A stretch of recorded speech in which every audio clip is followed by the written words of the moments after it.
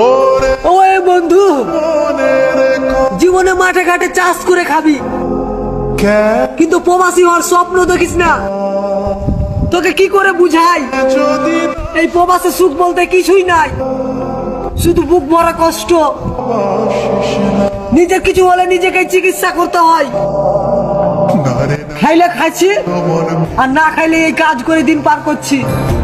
এমনও পরিস্থিতি এসছে, কতদিন না খেয়ে ঘুমিয়ে পড়েছি, কতদিন গোসল করতে পাইনি। এই প্রবাসে সুখ বলতে কিছুই নাই রে বন্ধু, শুধু বুক ভরা কষ্ট।